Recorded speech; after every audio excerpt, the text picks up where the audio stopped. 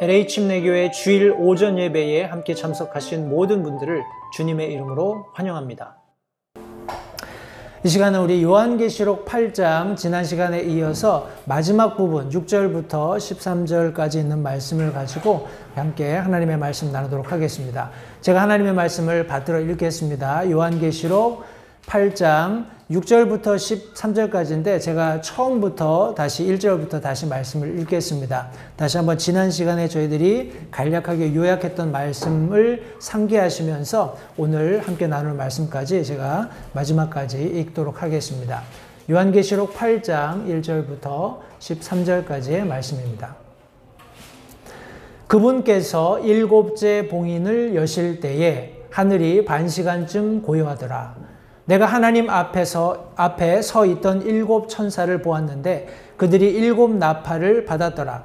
또 다른 천사가 금 향로를 가지고 와서 제단 앞에 서고 많은 향을 받았으니 이것은 그가 그 향을 모든 성도들의 기도와 함께 그 왕좌 앞에 있던 금 제단 위에 드리려 함이더라. 성도들의 기도와 함께 피어난 향의 연기가 그 천사의 손에서 나와 하나님 앞에서 위로 올라가더라. 그 천사가 향로를 취하고 그것을 제단의 불로 가득 채워 땅에 내던지니 음성들과 천둥들과 번개들과 지진이 나더라. 일곱 나팔을 가진 일곱 천사가 나팔을 불려고 준비하더라. 첫째 천사가 나팔을 불매 피 섞인 우박과 불이 나와서 땅 위로 쏟아지니 나무의 3분의 1이 타고 푸른 풀이 다 타더라.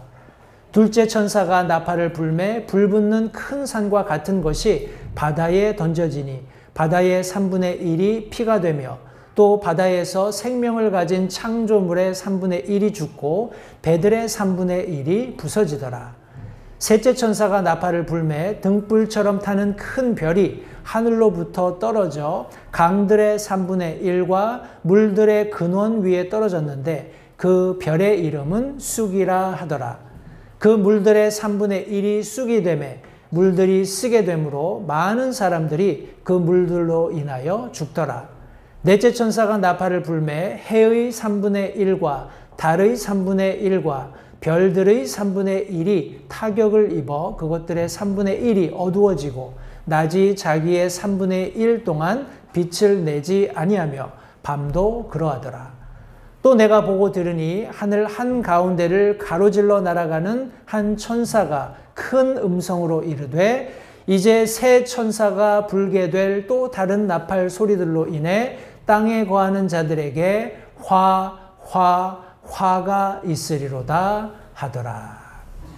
오늘 본문의 말씀을 가지고 일곱 나팔 재앙 우리 첫 번째 시간 말씀을 함께 나누도록 하겠습니다. 우리가 방금 읽었던 요한계시록 8장 전체 내용은 마지막 일곱 인을 뗄 때 일어났던 천상에서의 일들 그리고 준비된 일곱 나팔 중에서 4개의 나팔이 울려 퍼질 때 일어난 일들을 담고 있습니다. 이 내용을 우리가 함께 말씀을 통해서 찬찬히 살펴볼 텐데 잠시 기도하시고 본문의 말씀을 나누도록 하겠습니다.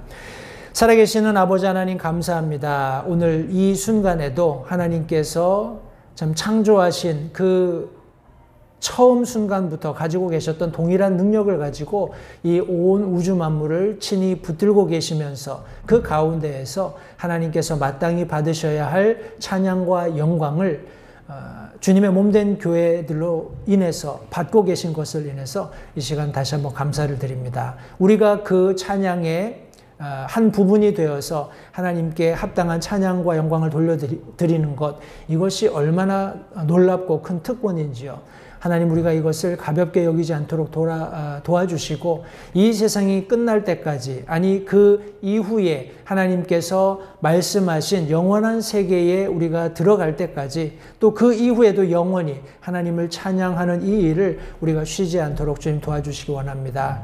우리 삶 가운데 때때로 어려움과 곤란이 그런 상황들을 우리가 맞닥뜨릴 때가 있습니다. 비록 그것이 현실일지라 하더라도 시편 기자의 말처럼 나의 혼을 일깨워서 하나님을 찬양하고 낙심하지 않고 계속해서 우리의 영원한 본향을 바라는 그런 우리 모두가 되어질 수 있도록 주님 도와주시기 원합니다. 들려진 말씀을 통해서 다시 한번 우리에게 경각심을 불러 일으켜 주시고 예수님께서 우리의 구원자가 되시는 것, 그러나 동일하게 예수님께서 이 땅 가운데 심판의 주로 오신다는 사실을 기억하면서 구원받은 그리스도인으로 감사하고 감격해야 하지만 동일하게 이 세상에 아직 믿지 않는 많은 사람들에게 주님의 놀라우신 구원의 복음을 전해야 할 책임이 있다는 사실을 다시 한번 기억하면서 진지한 마음으로 하나님의 말씀을 대할 수 있도록 주님 도와주시기 원합니다. 성령 하나님께서 이 시간 소정을 붙드시고 하나님께서 뜻하시는 모든 말씀들이 성도들의 귀에 또 마음밭에 온전히 뿌려질 수 있도록 사용하시기를 다시 한번 간절히 바라옵고 예수님의 귀하신 이름으로 기도했습니다. 아멘. 우리 빨리 7인의 심판을 요약을 하겠습니다. 이미 이제 머리에 이제 착 들어오시죠.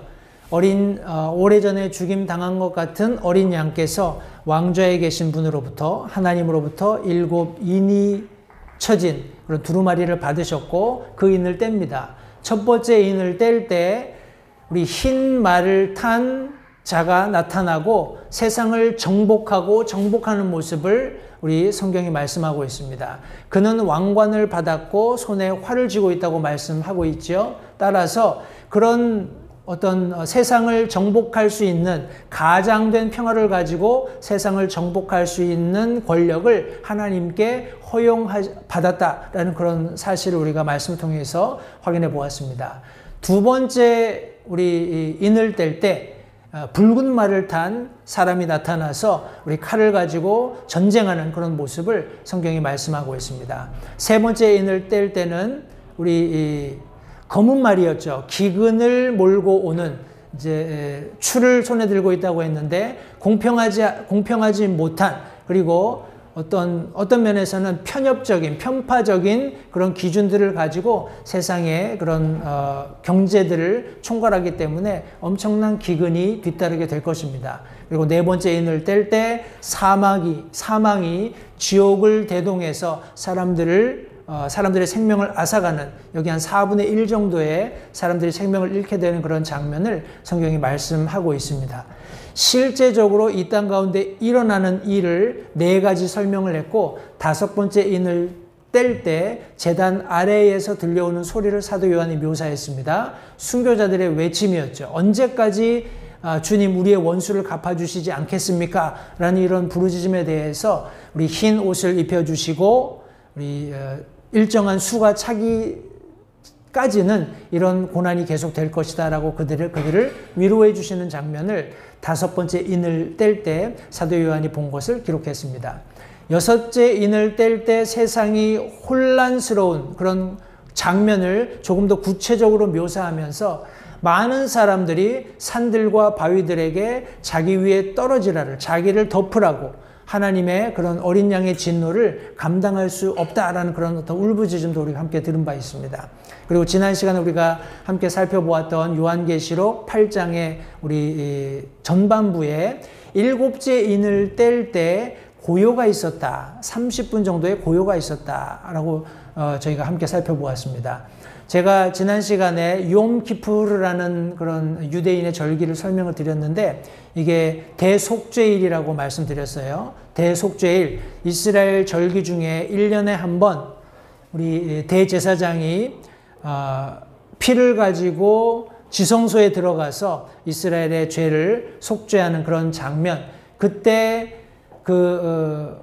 향을 피워서 향을 놓는 제단 위에 연기가 가득한 그런 장면, 그런 동일한 장면을 우리가 요한계시록 8장 전반부에서 살펴볼 수 있었기 때문에 제가 그 내용을 조금 첨가해서 설명을 드렸습니다. 제가 이제 조금 있다가 좀 더 말씀을 드릴 텐데, 우리 요한계시록에 나오는 심판들은 크게 3가지로 나눠집니다. 우리가 방금 살펴보았던 인의 심판, 7가지 인의 심판인데 마지막 인을 뗄 때에 하늘에 고요가 있으면서 일곱 천사가 일곱 나팔을 받아서 이제 이 일곱 심판을 이제 진행하기 위해서 준비하는 그런 장면이 성경에 묘사되어 있습니다. 이 일곱 나팔 심판은 이후에 있게 될 일곱 대접 심판과 유사한 그런 구조를 가지고 있습니다. 해서 먼저 네 개는 우리 땅과 바다와 강들, 하늘 이렇게 구체적으로 우리가 피지컬리 볼 수 있는, 우리가 육안으로 볼 수 있는 실제적인 물리적인 세상에 가해지는 심판이었어요. 그리고 인간의 고통이 뒤따르고 또 하나님을 대적하는 군대가 나타납니다. 그리고 이제 분노가 가득 찬 사람들이 일어나게 되는데 그때 이제 일곱째 나팔을 불면서 이제 또 일곱 대접 심판이 준비가 됩니다. 근데 제가 발견한 재밌는 내용이 있어요. 우리 일곱 인의 마지막 인을 뗄 때는 뭐가 있었죠? 8장 1절에 반 시간 정도 고요가 있었죠. 아무 말씀이 없으셨어요. 그런데 두 번째 심판이 일곱째 나팔을 불 때는 요한계시록 11장 15절에 일곱째 천사가 나팔을 불매 하늘에 큰 음성들이 있어 이르되, 잘 들어보십시오.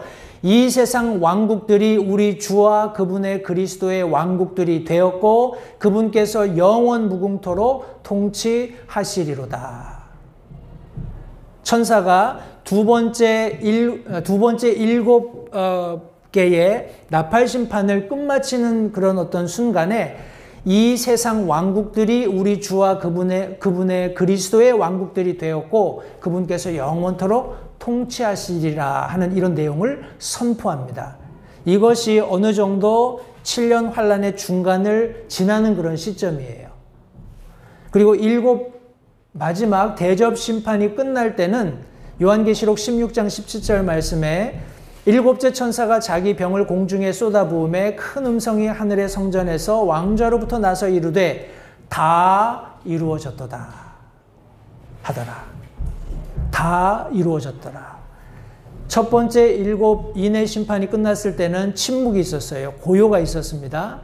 두 번째 일곱 나팔 심판이 끝날 즈음에는 하나님의 왕국이 선포됐어요. 그리고 마지막 일곱 대접 심판이 끝날 때 비로소 다 이루었다. 성도님도 한번 생각해 보십시오. 제가 정확히 기억이 나지 않는데 성경 역본 중에 1800년대라고 제가 기억이 되는데 그 뒷부분에 인덱스 그 항목이 있어요. 거기에 보면 하나님이 천지를 창조하신 때로부터의 시간들을 다 계산을 해서 적어 놓은 게 있어요. 그래서 이제 비디오 클립이 만들어진 게 2022년이었던 것 같은데 2022년이 정확하게 5998년이었던 것 같아요. 하나님이 천지 창조하신 이래로 5998년. 그러니까 올해가 5999년. 내년이면 6000년이 되는 거예요. 그렇게 이제 계산이 딱 맞아 떨어지더라고요. 그런 놀라운 하나님의 섭리를 한번 생각해 보세요. 창세 이래로 저와 여러분들이 살고 있는 이 시대까지 대략 이제 6000년의 시간이 끝났잖아요. 그리고 이제 하나님의 어떤 섭리와 계획 속에서 천년 왕국이 이루어질 텐데 그 사이에 끼어 있는 7년입니다. 7000년과 견주어서 7년이라는 것은 정말 아무것도 아니잖아요. 그죠? 그런데 그때 쏟아질 하나님의 진노, 하나님이 이 땅 가운데 쏟아 부으실 그런 재앙들을 묘사하는데 성경은 이런 엄청난 분량을 할애하고 있는 겁니다. 물론 이제 구약에서도 계속 이스라엘 백성들에게 현실을 책망하면서 물론 이런 대언의 말씀들도 다 포함된 내용을 여기 지금 성경에 기록해 놓았습니다. 그런 모든 분량들을 우리가 봤을 때, 야, 이것이 얼마나 어떤 시간적으로는 아무것도 아니지만 하나님께서 이것을 얼마나 심각하게 다루시고 이스라엘 백성들에게 그리고 더 나아가서 이방인들에게 경고하고 계시는가. 성도님들, 우리가 하나하나 이제 나팔 심판부터 대접 심판 마지막까지 쭉 살펴보겠지만, 하나님께서 이 정말 기간을 단축시키지 않으셨다면, 우리 제단 밑에서 났던 그런 순교자들의 울부짖음과 같이 하나님께서 그들의 기도를 들으시고 이 기간을 7년으로 단축시켜 주시지 않으셨다면 얼마나 이 고통과 이 끔찍한 사건 사고들을 이 땅에 남아있는 사람들이 경험해야 할까, 그런 것들을 생각할 때 한편으로는 하나님께 감사하고, 또 다른 한편에는 야, 이거 어떻게든지 할 수만 있다면 내가 알고 있는 사람들이 하나도 이런 7년 환란에 들어가지 않았으면 좋겠다는 생각이 들어요. 근데 그런 경각심을 우리가 가져야 하는 이유는 아까 제가 잠깐 그런 언급드린 것처럼 사람들이 많이 이때다 얘기하지만 많이 사실 실패했습니다. 그죠? 그러나 그때는 틀림없이 어제보다 오늘 하루 더 가까워졌어요. 그리고 세상이 돌아가는 상황들을 볼 때 성도님들 더 절실하게 우리가 마지막 때를 살고 있다는 것을 느끼게 됩니다. 이런 모든 일들이 일어나기 위해서 흰말 탄 어떤 정복자, 적그리스도에 의해서 세상이 통합되기 위해서 이제 사람들 많이 단일 정부, 단일 종교 이런 이야기 하잖아요. 제가 며칠 전에 한국의 뉴스를 보면서 지금 이제 한국의 이제 비 피해로 인해서 참 많이 인명도 잃게 되고 피해도 굉장히 많이 있는 걸 제가 알고 있는데, 뜬금없이 갑자기 그 뭔가요, 지구온난화 이런 거 이야기하면서 뭐 이런저런 과학자들을 인용하면서 뭐 더 날이 뜨거워지고 있고 뭐 비 피해가 심해지고 있고 일기가 당연하죠. 근데 중요한 거는 그런 어떤 과정들을 통해서 통합된 것들을 자꾸 만들어 가고 있는 것 같아요. 성도들, 우리가 영적인 안목을 바로 말씀을 근거로 해서 갖지 않으면 쉽게 우리가 그냥 세상에 휩쓸려 갈 수밖에 없어요. 다시 한번 오늘 우리가 살펴보게 될 이 7 나팔의 심판을 통해서 그런 모습들을 조금 더 살펴보게 될 텐데, 우리 찬찬히 하나하나 살펴보겠습니다.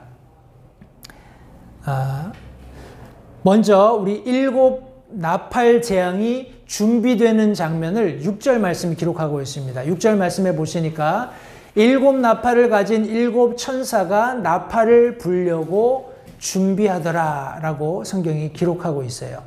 여기 이 준비하더라 라는 말은 영어로 prepared 이렇게 번역이 됐습니다. 성경 원어의 의미는 우리 영어로 fitness예요.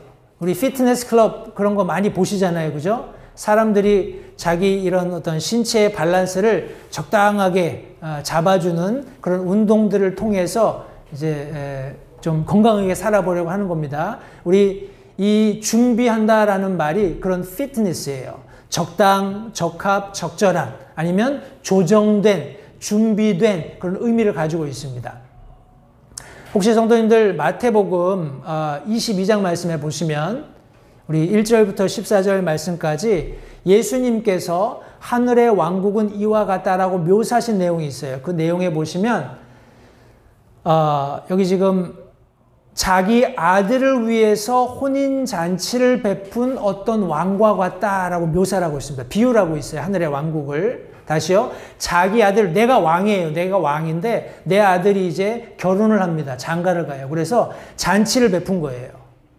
잔치를 베풀었는데 그 말씀에 보면 여기 내가 보내며 이르되 초대받은 그러니까 왕이 초대를 했는데 사람들이 오려고 하지 않는 거예요. 그게 참 이상하죠. 그래서 왕이 다시 사람들을 보냅니다. 다시 사람들을 보내서 초대받은 자들에게 알리되 보라 내가 오찬을 준비하고 내 소와 살찐 짐승을 잡고 모든 것을 갖추었으니 혼인잔치에 오라 하라 하였으나 그들이 그것을 가볍게 여기고 하면서 뭐 나는 소 사러 가야 된다. 밭을 샀으니까 땅을 보러 가야 된다. 시집장가 가야 된다. 이러면서 차일피일 미루는 거예요. 그래서 결국 길거리로 나가서 모든 사람들을 그냥 초청합니다. 오픈 인비테이션이 된 거예요.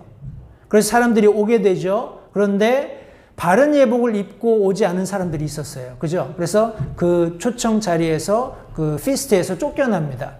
그래서 예수님께서 맨 마지막에 초청받은 사람들은 많지만 선정된 사람들은 적다라고 말씀하시는 내용이 마태복음 22장에 기록되어 있습니다. 근데 여기 말씀해 보시면 여기 결혼식에서 모든 것이 갖추어졌다. 오찬을 준비하고 모든 것을 갖추었다라고 말씀하고 있죠. 성도님들 한번 생각해 보십시오.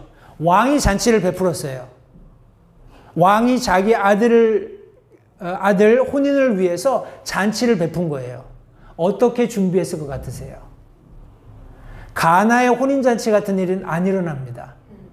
한참 잔치를 하는데 포도주가 떨어졌네? 그런 일은 안 일어난다는 거예요. 완벽하게 철저하게 모든 것이 세팅된 거예요. 아주 적절하게. 이해가 되시죠?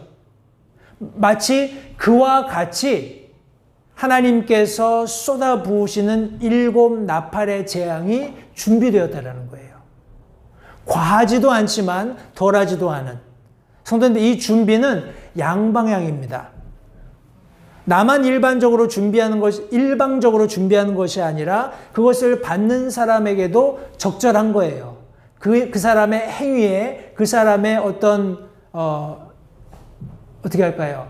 범한 그런 어떤 범죄에 적절하게 쏟아 부어지는 재앙인 것을 성경이 말씀하고 있는 겁니다. 우리 여기 이 첫째 나팔을 불 때, 첫째 천사가 이제 나팔을 불 때 이런 모든 준비된 철저하게 구비된 적절한 재앙이 이제 하나하나 이제 이 땅에 쏟아 부어지게 될 텐데, 첫째 재앙의 나팔이 불려질 때 피 섞인 우박과 불이 나와서 땅 위로 쏟아지니 나무의 3분의 1이 타고 푸른 풀이 다 타더라 하고 성경이 말씀하고 있습니다. 우리 요한계시록에 보면은 이 우박이 자주 나타나요. 물론 우리 출애굽기 그 재앙 가운데에서도 우리가 발견할 수 있지만, 특별히 요한계시록 11장 19절 말씀해 보시면 하늘에 있는 하나님의 성전이 열렸는데 그분의 성전 안에 그분의 상속 언약궤가 보이며 또 번개들과 음성들과 천둥들과 지진과 큰 우박이 있더라. 실제로 하나님이 소유하고 계시는 거예요. 요한계시록 16장 21절에도 또 무게가 각각 1달란트나 되는 큰 우박이 하늘에서 나와 사람들 위에 떨어지매 사람들이 우박의 재앙으로 인하여 하나님을 모독하니 이는 그것의 재앙이 지극히 컸기 때문이더라. 제 기억이 맞으면 이 달란트는 약 30kg 정도 됩니다. 그냥 쌀가마니만한 우박이 그냥 하늘에서 뚝뚝 떨어지는 거예요. 사람이 맞으면 물론 즉사죠. 사람이 맞으면 즉사겠지만 이런 건물 안에 있다고 해도 절대 안전이 보장되지 않는 그와 같은 우박이 실제적으로 하나님 창고에 있고 그것들을 하나님께서 재앙을 쏟아부으실 때 사용하신다라는 겁니다. 우박은 우리 성경 안에서도 구약에서도 많이 언급이 되는데 항상 하나님의 심판, 진노를 쏟아부으심과 연관되어 있어요. 우리 이사야서 28장 2절 말씀해 보시면 보라, 주께는 힘있고 강한 자가 있어 그가 우박 폭풍같이 파괴하는 폭풍우같이 넘쳐르는 강한 물들의 홍수같이 손으로 그들을 땅에 던지리니. 또 우리 욥기 38장 22절 23절 말씀에서도 내가 눈이 있는 곳간에 들어간 적이 있느냐, 혹은 내가 우박이 있는 곳간을 본 적이 있느냐, 내가 고난의 때와 전투와 전쟁의 날에 대비하여 그것을 남겨두었느니라. 하나님께서 욥에게 하시는 말씀이에요. 이런 놀라운 하나님의 그런 재앙들은 성도님들 실제하는 겁니다. 우리 제가 여러 차례 말씀드리고 또 이제 다시 한번 언급을 하겠습니다만, 요한계시록에 나타난 모든 것을 비유로 해석하는 그런 경우도 있습니다. 그리고 어떤 영적인 것으로 해석하는 경우도 있어요. 그러나 여기 지금 성경 말씀에 의하면 피 섞인 우박, 불이, 피가 섞여 있는 우박과 불이 땅 위로 쏟아진다라고 성경이 말씀하고 있습니다. 실제적으로 그런 일이 일어날 겁니다. 상식적으로 우박이라든지 불이라든지 하는 것은 어떻게 보면은 극과 극이에요. 그죠? 우박이 있으려면 온도가 차가워야 되잖아요. 그래야 얼음덩어리처럼 우박이 돼서 떨어질 텐데 여기 피가 섞여 있는 우박과 불이 함께 떨어진다는 거예요. 그러니까 이것은 자연적인 현상이라기보다 하나님께서 실제적으로 재앙을 쏟아 부으시는, 이제 앞으로 살펴볼 이런 많은 재앙들에 대해서 사람들은 이것은 뭐 핵전쟁이다, 이것은 뭐 폭탄이다, 뭐 미사일이다 이렇게 이야기하는데 그런 사람들이 만들어낸 어떤 재앙이 아니라 실제적으로 하나님께서 쏟아붓는, 위로부터 쏟아붓는 재앙이라는 것을 기억하시기를 바랍니다. 이런 재앙들을 우리 설명하면서 여기 지금 피 섞인 우박과 불이 땅 위로 쏟아진다라고 말씀하고 있죠. 이 쏟아진다라는 단어는 말 그대로 집어 던지는 거예요. 그런데 이것을 우리 사람 편에서는 하늘에서 떨어지는 거겠지만, 그죠? 우리가 앞서 읽었던 요한계시록 8장 5절 말씀에 의하면 그 천사가 향이 가득 든 향을 가지고 하나님 앞에 나아갔죠. 그죠? 그리고 성도들의 기도가 들어있는 그 많은 향을 하나님 앞에 다 올려드렸어요. 그리고 그 기도의 응답의 일환으로 7년, 우리 7 나팔의 재앙이 쏟아 부어지는데 그가 돌아서서 그 하나님께 다 올려드렸던 금 향로에다가 제단으로부터 불을 가득 채웠다 말씀하고 있어요. 그리고 그것을 땅에 던졌다 말씀하고 있죠. 하나님의 입장에서는 천사를 통해서 땅에 던지신 거예요. 그리고 이 땅에 있는 사람들의 입장에서는 이런 피가 섞인 우박이나 불들이 쏟아지는 것을 보게 되는 겁니다. 이해가 되시죠? 하나님께서 하고 계시는 일이에요. 여기 불타더라 라는 말이 있습니다. 우리 뭐가 불탔느냐 하면 나무의 3분의 1이 불이 타고 모든 푸른 풀이, 여기 all이라고 했어요. 영어 성경에 보면 모든 푸른 풀이 다 탔다. 성경이 그렇게 기록하고 있거든요. 자, 보십시오, 성도님들. 우리 아리조나 뭐라고 하나요? 녹지대라고 해야 되나? 아리조나를 우리 죄송합니다. 아리조나가 아니라 아마존을 지구의 허파라고 하잖아요. 거기서 굉장히 산소가 정화작용이 일어나고 이런 이야기 합니다만, 우리 지구에 존재하는 나무들이 3분의 1이 소멸되었다고 한번 생각해 보십시오. 그리고 그린 그라스가 여기 그라스라고 하면 우리가 그냥 풀만 생각할 수 있어요. 어차피 우리 캘리포니아는 잔디가 다 죽어서 그냥 잔디 있는 데나 누릇누릇하니까. 근데 그냥 불이 타버린 거예요. 전소된 겁니다. 근데 여기에는 이 그린 그라스라고 푸른 우리 뭐라고 되어 있나요? 한글 성경에 푸른 풀이라고 설명이 되어 있는데, 이 그린 그라스는 우리가 엄밀하게 그런 어떤 생태계적인 그런 의미로 설명을 한다면 밀, 옥수수, 사탕수수가 다 포함돼요. 우리 미국에서 제일 많이 재배하는 게 뭐예요? 옥수수, 그죠? 옥수수 가지고 콘플레이크도 만들고 콘 시럽도 만들고, 이게 없으면 굉장히 많은 문제가 생길 거란 말이죠. 밀도 그렇고 옥수수 그리고 사탕수수 이런 것들이 그냥 전소입니다. 다 불에 타버린 거예요. all이라고 했으니까. 그것 때문에 일어날 재앙을 우리가 상상이나 해볼 수 있을까요? 제가 궁금해서 이렇게 구글에다 넣어봤어요. 지구의 3분의 1의 나무가 없어지면 어떻게 될까? 혹은 풀이 다 사라지면 어떻게 될까? 아무 자료가 없어요. 왜냐하면 사람들이 그런 거를 생각해 볼 이유가 없잖아요. 근데 성도님들 쉽게 한번 상상해 보십시오. 그런 food shortage라고 하죠. 콘이나 밀이나 아니면 사탕수수 이런 것들이 사용되는 데가 얼마나 많아요. 근데 그 원재료가 없어지는 거예요. 혹시 라면을 스프 없이 끓여서 드셔보신 적 있으세요? 너무 라면이 먹고 싶은데 어떻게 이렇게 하다 보면은 저희는 이제 스프를 다 안 넣으니까 뭐 반씩 넣고 뭐 이렇게 하다 보니까 그러면 다 버리거든요. 그러면 나중에 라면만 떨렁 남을 때가 있어요. 그러면 라면을 너무 먹고 싶은데 스프는 다 써서 없고 그냥 그거를 물에다 넣어가지고 대충 뭐 간장, 고추장 뭐 이렇게 넣어가지고 만들어 먹어보자고 먹으면은 맛이 그렇게 없어요.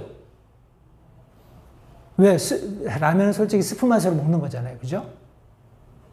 모든 우리가 먹고 있는 음식에 들어가야 되는 그런 원자재들이 일단은 없는 거예요. 없고 뭔가 만들려고 해도 부족한 겁니다.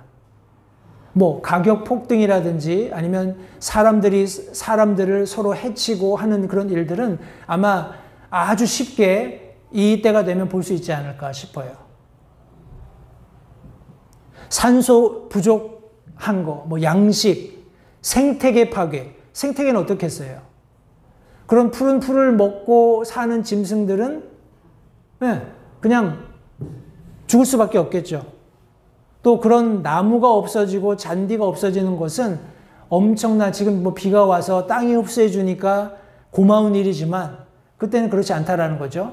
홍수, 물이 범람하는 것, 폭우, 뭐 이런 것들은 성도님들 우리가 실제적으로 그렇게 해놓고 어떤 일이 벌어지는지 실험할 수 없어서 모를 뿐이지 우리가 상상할 수 없는 상상을 초월하는 그런 해악들이 실제적으로 바로 이 첫 번째 나팔 재앙이 이루어질 때 이 땅 가운데 실제적으로 존재하게 된다는 것을 성도님들 기억하시기 바랍니다.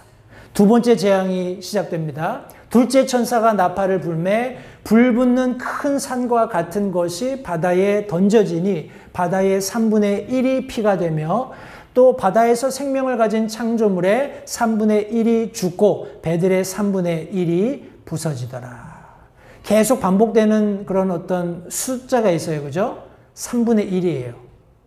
나무의 3분의 1이 소실됩니다. 불로 소멸돼요.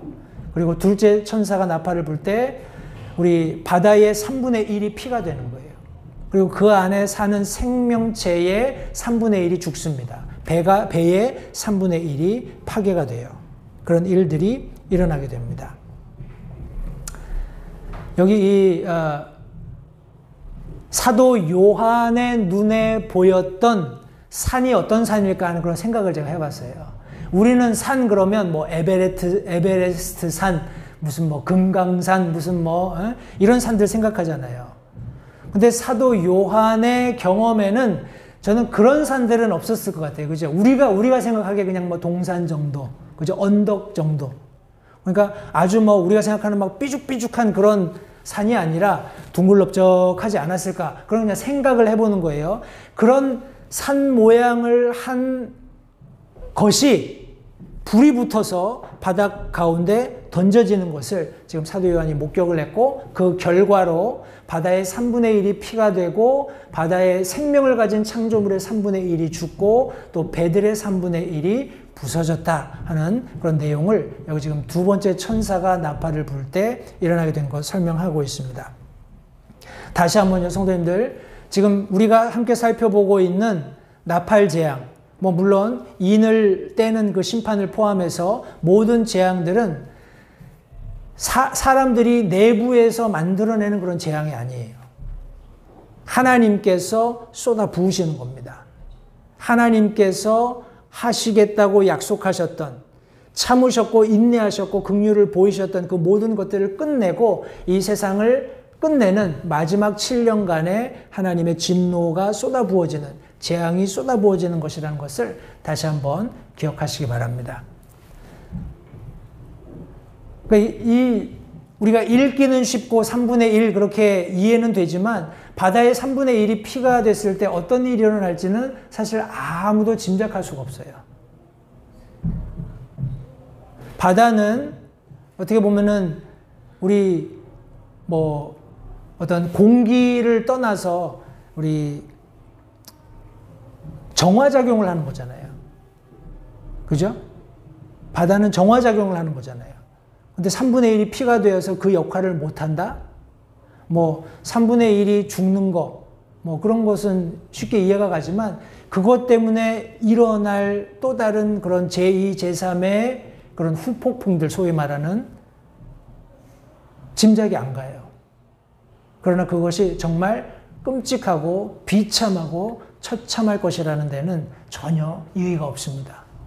이것이 두 번째 나팔이 울려 퍼질 때 일어날 재앙입니다. 세 번째 나팔이 울립니다. 셋째 천사가 나팔을 불매 등불처럼 타는 큰 별이 하늘로부터 떨어져 강들의 3분의 1과 물들의 근원 위에 떨어졌는데 그 별의 이름은 쑥이라 하더라. 그 물들의 3분의 1이 쑥이 되매 물들이 쓰게 되므로 많은 사람들이 그 물들로 인하여 죽더라 라고 성경이 말씀하고 있습니다. 여기 제가 아까 말씀드린 것처럼 이런 성경의 여러 가지 특별히 요한계시록에 언급된 내용들을 역사적으로 혹은 영적으로 혹은 경험적으로 해석하는 그런 경향들이 있습니다. 제가 그렇게 말씀드리는 이유는 이 쑥이라는 별 때문에 그래요. 이 쑥이라는 별에 대해서 어떤 사람들은 이것이 역사적인 어떤 인물을 얘기하는 거다 이야기하면서 그 인물이 불타는 진노를 가지고 이 세상을 타격하게 될 때 진리를 왜곡한다라는 거죠. 진리를 왜곡해서 비진리가 되게 하고 그래서 많은 사람들이 죽게 되는, 영적으로 죽게 되는 이런 이제 해석을 내놓는다라는 겁니다.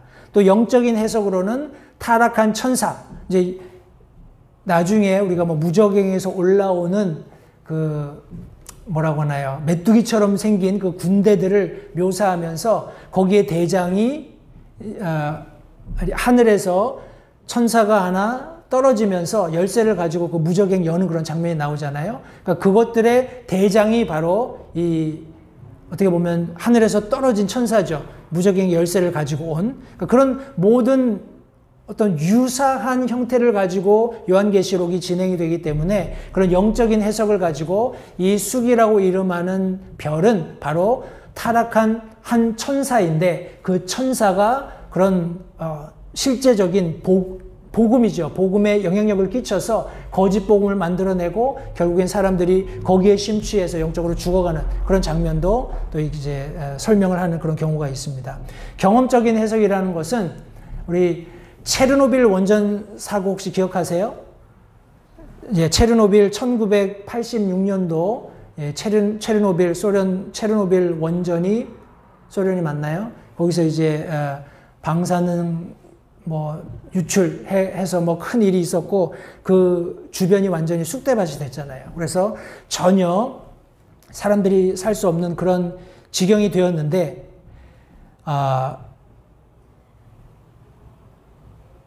체르노빌이라는 말이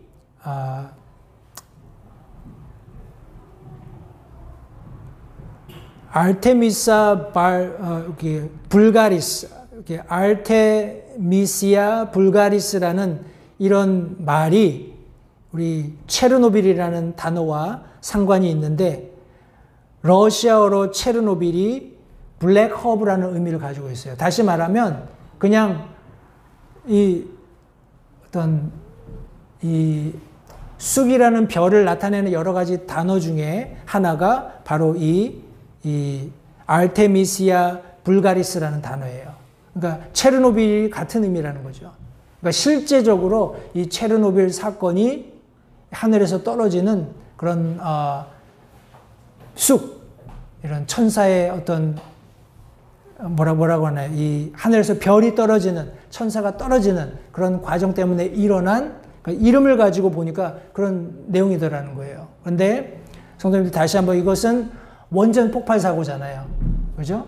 그러니까 사람의 실수로 일어난 어떤 사건, 사고고 우연찮게 그 이름이 여기 하늘에서 떨어진 별, 쑥, 성경에 나와 있는 우리 웜우드라는 이런 내용과 좀 일맥상통하는 부분이 있기는 하지만 지금 성경이 말씀하고 있는 등불처럼 타는 큰 별이 하늘로서 떨어져서 강들의 근원, 물들의 근원을 치는 그것은 하나님께서 쏟아 부으시는 재앙이라는 것 다시 한번 기억하시면 되겠습니다. 우리 웜우드에 양리작용을 제가 이렇게 살펴보다 보니까 재밌는 그런 이펙트가 있습니다. 그 여러 가지, 물론 이것을 어떤 경우에는 치료 목적으로도 사용을 하기도 한대요. 그런데 그 내용 중에 하나가 뭐냐면 중추신경계를 흥분시키고 발작 및 기타 부작용을 일으킬 수 있다. 그 어떻게 보면 여기 마지막에 보면 그 쑥이라는 이름의 별이 떨어져서 강들의 3분의 1 물의 근원 위에 떨어졌을 때 사람들이 물을 먹어야 되겠죠. 바다는 이미 3분의 1이 피가 됐으니까 거기서는 물론 바닷물을 우리가 식수로 사용할 수 없지만 바닷물을 사용하는 것은 고사하고 지금 일반 우리가 얻을 수 있는 모든 물의 근원 중에 3분의 1이 이런 쑥의 그런 영향력을 받아서 여기 말씀해 보니까 그 물들의 3분의 1이 쑥이 됐다 그랬어요. 쑥같이 맛이 나는 게 아니라 쑥이 된 겁니다. 그러니까 그 쑥이 가지고 있는 양리작용을 사람들이 취하게 되면 반드시 경험한다라는 거예요. 발작 증세를 일으키면서 여러 가지 중추신경계에 그런 어떤 영향을 받아서 죽게 되는 거죠, 결국. 그러니까 고통스럽게 죽는 겁니다. 그냥 목말라서 견디다 못해서 그 물을 한 모금 마시게 되면 중추신경계에 어떤 영향을 받아서 발작을 일으키다가 사람들이 죽어가게 된다는 거예요. 성도님, 우리 성경에 보면 쑥은 많은 경우에 쓸개와 함께 묘사가 돼요. 그러면서 bitterness, 쓴뿌리가 난다 그러죠. 그런 말씀으로 많이 인용을 합니다. 많은 말씀들이 있는데 제가 몇 가지만 좀 설명을 드릴게요. 신명기 29장 18절 말씀해 보시면 너희 가운데 남자나 여자나 가족이나 집하나 이날 주 우리 하나님으로부터 마음을 돌려 이 민족들의 신들에게로 가서 그들을 섬길까 염려하며 또 너희 가운데 쓴 것과 쑥을 내는 뿌리가 생길까 염려하노라. 하나님의 징계입니다. 결국은 예레미야 9장 15절 그러므로 만군의 주 이스라엘의 하나님이 이같이 말하노라. 보라, 내가 그들 곧 이 백성에게 쑥을 먹이고 쓸개물을 주어 마시게 하며. 이 쑥은 우리가 쑥떡에 먹는 그런 쑥이 아니에요. 독성분입니다. 독성분. 아까 말씀드린 것처럼 정말 발작을 일으키게 하면서 고통스럽게 죽게 할 수 있는 그런 쑥을 얘기하는 거예요. 쓸개물을 주겠다는 겁니다. 우리 예수님이 십자가상에 달리셨을 때 해웅에 쓸개 담근 해웅을 예수님께 드렸다라는 그런 기록이 있죠. 로마 병사가. 왜냐하면 그 쓴 맛으로 고통을 잊으라고. 그 쓴 맛을 가지고 고통을 잊으라고 그런 어떻게 보면 극약 처방이죠. 어차피 죽을 사람이니까 극약 처방을 하는 거예요. 상상도 하기 싫은 그런 재앙을 하나님께서 말씀하십니다. 예레미야 예가 3장 15절 말씀에 그분께서 나를 쓴 것으로 배불리시고 쑥으로 취하게 하셨으며. 나중에 우리 사도 요한이 이런 엄청난 마지막 날 되어질 이런 일들을 듣는 과정에 아주 기진했습니다. 그런데 하나님께서 다시 그를 격려하시면서 그 천사에게 가서 두루마리를 받아 먹으라고 해요. 입에서는 달겠지만 내 속에서는 쓰게 될 거다. 그런 말씀을 하거든요. 성도님들, 이것이 결코 우리 그리스도인들에게서도 달지만 않은 말씀이 되어야 합니다. 이것이 정말 어떻게 표현을 할까요? 내가 이 말씀을 빨리 전하지 않으면, 내가 이 말씀을 내 주변에 있는 사람들에게 전해서 저들이 당할 이 고난으로부터 그들이 건짐받는 그런 역사가 하나님께로부터 일어나지 않는다면 이것이 나에게 정말 이 쓴 쑥과 같이 되어야 된다는 거예요. 예레미야가 3장 19절 말씀에 내가 나의 고난과 나의 고통 곧 쑥과 쓸개를 기억하며. 성도님들, 예레미야 선지자가 이스라엘이 되어질 일을 하나님께로부터 들었잖아요. 그 말씀을 이스라엘 백성이 전했잖아요. 근데 그것이 하나도 떨어짐 없이, 하나도 실패 없이 다 이루어지는 것을 자신의 눈으로 목격했을 때 얼마나 예레미야가 고통스러웠을까요? 그래서 그 중에서 울면서 쓴 우리 성경이 에레미야 애가예요. 나의 고난, 나의 고통, 쑥 쓸개와 같은 그런 하나님의 말씀, 그것들을 전했음에도 불구하고 그들이 회개하지 않고 결국 바벨론으로, 시리아로, 포로로 잡혀가는 그 현장을 목격하는 겁니다. 아모스 5장 7절, 공의를 쑥으로 바꾸며 의를 땅에 버리는 자들아. 이 말씀 지금 이 시대를 향해서 저는 주시는 말씀이라고 생각을 해요. 하나님의 공의, 하나님이 세워놓으신 질서들을 쑥으로 바꿔 사람들이 다 뱉어내는 거예요. 받아들이지 않는 겁니다. 요한계시록 우리가 읽었던 8장 11절, 그 별의 이름이 쑥이라 하더라. 그 물들의 3분의 1이 쑥이 되며 물들이 쓰게 되므로 많은 사람들이 그 물로 인해 죽더라. 실제적인 죽음이 있게 될 거예요. 하나님께서 우리 세 번째 나팔을 부실 때. 우리 네 번째 재앙입니다. 오늘 마지막 재앙인데, 해의 3분의 1과 달의 3분의 1과 별들의 3분의 1이 타격을 입어 그것들의 3분의 1이 어두워지고 낮이 자기의 3분의 1 동안 빛을 내지 아니하며 밤도 그러하더라. 자, 같은 제가 질문을 드려볼게요. 해의 3분의 1, 달의 3분의 1, 그리고 별들의 3분의 1이 타격을 입고 어두워졌다라는 거예요. 그러면 어떤 일이 일어날까요? 그냥 상식적으로 생각해 볼 때 온도가 뚝 떨어지겠죠. 3분의 1이면 체감적으로 뚝 떨어질 거예요. 그러면 아까 이제 하늘에서 피 섞인 우박과 불이 쏟아져서 나무들이 전소되고, 나무들 3분의 1이 불타 없어지고, 우리 그린 그라스가 다, 푸른 초목이 다 전소가 됐어요. 그리고 이제 전소가 됐지만 하나님께서 또 은혜를 베푸셔서 그것들이 다시 자라나게 하신단 말이죠. 근데 풀이 다시 자라나는데 이런 상황이 됐다고 한번 생각해 보세요. 자라날 수 있을까요? 사람들이 이제 좀 인간적인 속된 말로 그냥 그 싹이 나오면은 막 그냥 가서 파먹을 거예요, 그냥. 우리 한국에 보릿고개 있을 때처럼 뭔가 싹이 나왔다 싶으면 가서 막 파먹는 그런 일이 있을 겁니다. 굶주림과 추위와 죽음. 그런 단어들만 계속 들려오는 거예요. 우리 팬데믹 때 이제 사람들이 많이 그것 때문에 패닉이 됐잖아요. 그죠? 내가 사람을 만나서 감염되면 어떡하나. 내가 죽으면 어떡하나. 근데 그때는 실제적인 거예요. 내가 눈으로 다 보여지는 거예요. 내 집 앞에 나무들이 다 없어지고 푸른 목초들이, 초목들이 다 없어지면 사라집니다. 그리고 사람들이 죽어가는 게 보여요. 혓바닥부터 저 목구멍까지 바싹바싹 타들어가지만 먹을 물이 없어요. 그런 고난과 고통 가운데 있게 될 겁니다. 우리 마태복음 24장에 예수님께서 이 날을 이미 경고하셨어요. 마태복음 24장 29절에 그 날들의 환난 뒤에 즉시 해가 어두워지며 달이 자기 빛을 내지 아니하고 별들이 하늘에서 떨어지며 하늘들의 권능들이 흔들리리라. 하나님께서 말씀하셨고 하나님께서 그렇게 하시겠다라고 말씀하신 거예요.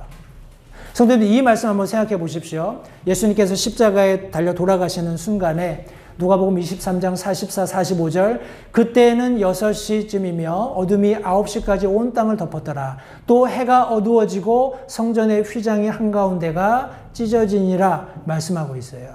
우리가 잘 알고 있는 말씀인데 성도님들 보십시오.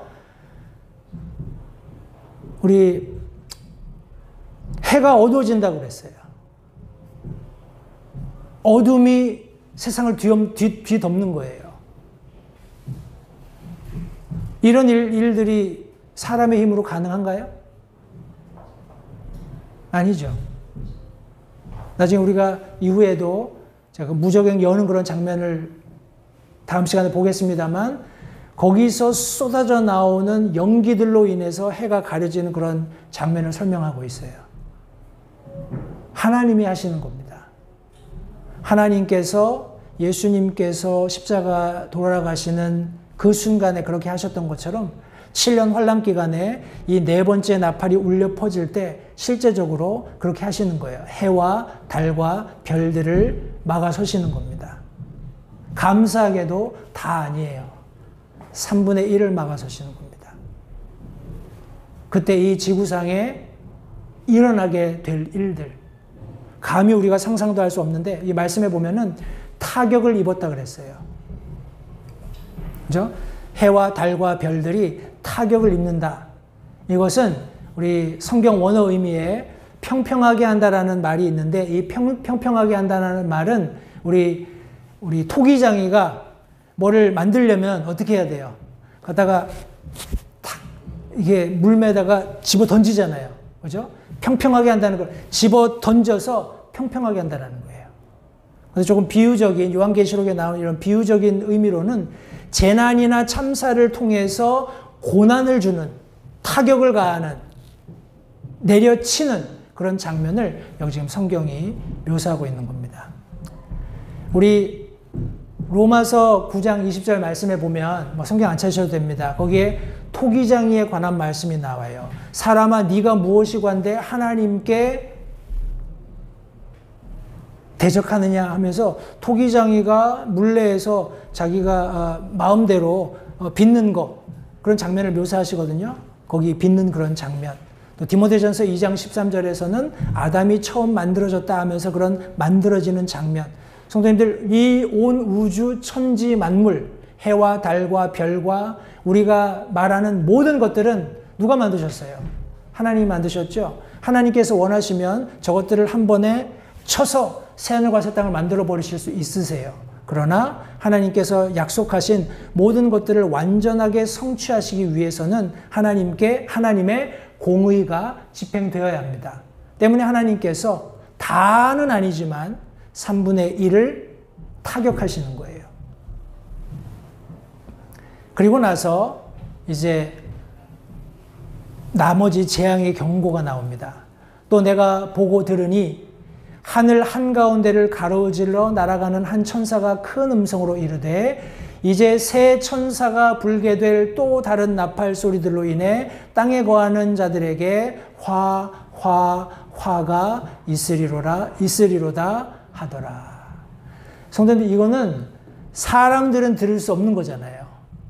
천상에서 천사가 날아가면서 큰 소리로 외치는 겁니다. 새 천사가 이제 새 천사가 3번 나팔을 더 불 텐데 이 소리로 인해서 땅에 거하는 자들에게 화가 있으리로다. 성도님들 보십시오. 이때는 14만 4천이 있어요. 이때는 이 땅에, 이 지구상에 하나님의 인을 맞은 14만 4천이 있으면서 왕성하게 복음을 전할 겁니다. 다음 시간에 제가 조금 더 설명을 드리겠습니다만 오늘 지금 우리가 살고 있는 이 시대에 누가 있을까요? 제가 여러분들이 그런 역할을 하셔야 돼요. 근데 에스겔서에 보면 참 슬픈 말씀이 있어요. 에스겔서에 22장 30절에 그 땅을 위해 내 앞에서 울타리를 세우며 무너진 곳에 서서 나로 하여금 그것을 멸하지 못하게 할 사람을 내가 그들 가운데에서 찾았으나 아무도 찾지 못하였노라. 이스라엘의 지도자들을 향한 경고의 말씀입니다. 그런데 오늘날 전 개인적으로 저에게 하나님이 하시는 말씀으로 들어요. 성도님들 보십시오. 그 땅을 위해서 지금 우리가 내 가정, 내 교회, 내 사업장, 내 이웃, 내 친지 하나님 앞에서 울타리를 세우고 무너진 곳을 가서 고치고 수리하고 하나님 제발 이곳을 멸하게 하지 마십시오. 마치 아브라함처럼. 하나님 의인 5이 있으면 어떡하시겠습니까? 하나님 의인 10이 있으면 어떡하시겠습니까?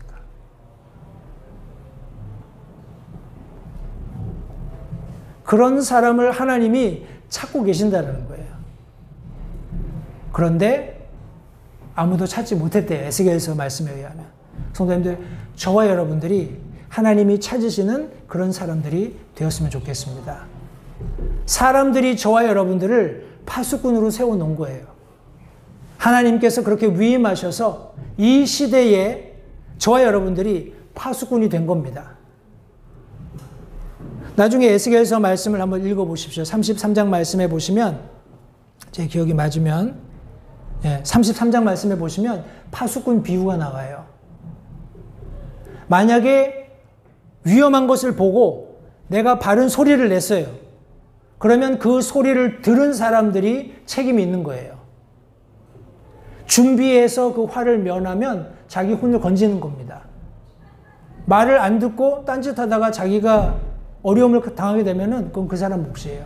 근데 중요한 건 뭐냐면 내가 그 소리를 내지 않으면 하나님께서 그 사람들의 피를 나에게 묻겠다 말씀하시는 거예요.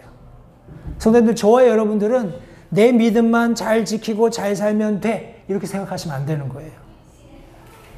우리가 알지 못하는 많은 혼들이 저와 여러분들의 손에 달려있다는 거예요. 우리가 비로소 주님 앞에 서게 되면 볼 수 있어요. 아, 하나님이 나에게 이렇게 전도할 기회를 주셨는데, 아, 하나님이 저 사람한테 복음 전하라고 내게 그때 기회를 주셨었는데 내가 왜 못했을까? 저는 하나님이 모든 눈물 닦아주신다라고 했을 때 그런 눈물도 포함이 될 거라고 생각을 해요. 물론 예수님 때문에 핍박받고 고난받고 눈물 흘리고 했던 그런 눈물도 닦아주실 거예요. 그런데 이제 우스갯소리로 사람들이 얘기하잖아요. 지옥 가면은 껄껄껄 한다고. 천국에도 그런 소리가 잠깐 날 거예요. 아, 내가 저 사람한테 전도할 걸. 하나님이 그런 좋은 기회를 주셨을 때 내가 교회 한번 가자고 얘기할 걸. 그런 후회의 눈물이 날 거란 말이죠. 그때 하나님이 우리가 한 일에 따라서 보상해 주시지만 그런 눈물도 닦아 주시리라고 믿습니다. 그런데 그런 창피스러운 구원보다 성도님, 우리에게 기회를 주시는 대로 열심히 나가서 복음 전하면서 이런 재앙, 또 있게 될 사람들에게 이런 끔찍한 재앙들로부터 성도님, 우리가 알고 있는 사람들이 하나도 그런 자리에 들어가지 않도록 복음을 전해서 구원해야 하지 않겠습니까? 저와 여러분들이 그런 사람들이 되었으면 좋겠습니다. 무너진 곳에 서서 하나님께, 하나님 제발 멸망시키지 말아주세요. 저들에게 긍휼을 베풀어 주세요. 은혜를 베풀어 주세요.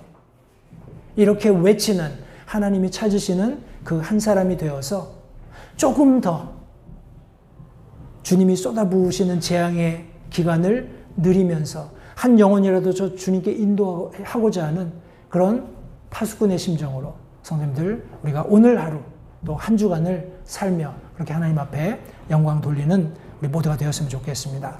들은 말씀을 기억하시고요. 다음 시간에 계속해서 7 나팔의 재앙 마지막 부분 함께 말씀 나누도록 하겠습니다. 기도하겠습니다.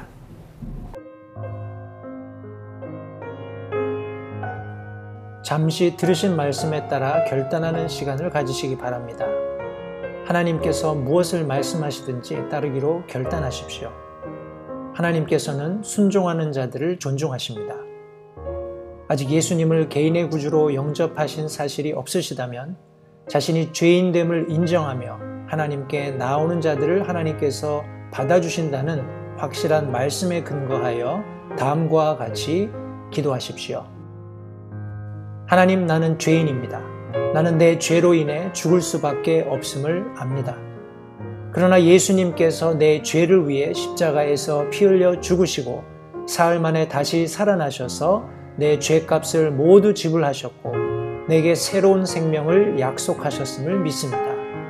지금 이 순간 예수님을 내 마음에 모셔드립니다. 내 마음에 오셔서 나의 주와 그리스도가 되어주십시오. 예수님 이름으로 기도했습니다. 다음과 같이 기도하셨다면 여러분은 성경 말씀대로 구원을 받으셨습니다. 계속해서 주 안에서 함께 자라가는 복된 교제가 있기를 간절히 바랍니다.